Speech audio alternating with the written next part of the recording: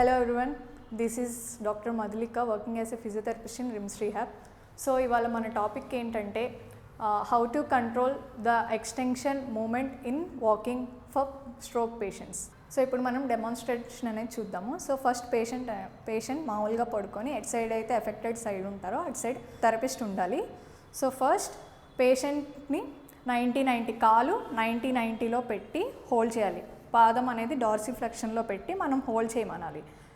Hold చేశాక first ఇప్పుడు పేషెంట్ని నెట్టమనాలి కిందకి, అంటే హిప్ ఫ్లెక్షన్ చేయమనాలి. సో ఫ్లెక్షన్ చేసేటప్పుడు మన హ్యాండ్ అనేది పుష్ చేయమని చెప్పొద్దు, నీ మాత్రమే ఎక్స్టెండ్ చేయమనాలి. సో ఎక్స్టెండ్ చేయండి, extend, yeah this one, back flex, again extension.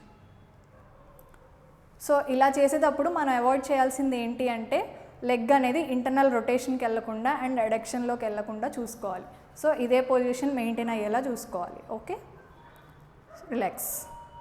This is the first method. And second method వచ్చేసి నీ అనేది ఫ్లెక్షన్ చేసి అండ్ ఫూట్ వచ్చేసి డార్సిఫ్లెక్షన్లో ఉంచి హోల్డ్ చేయమనాలి. ఫస్ట్ ఈ పొజిషన్లో హోల్డ్ చేయమనాలి పేషెంట్ని.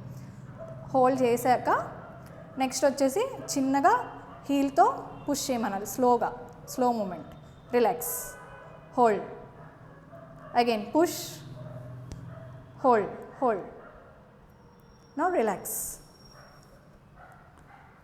So these are the two methods that control the extension while walking in the stroke patients.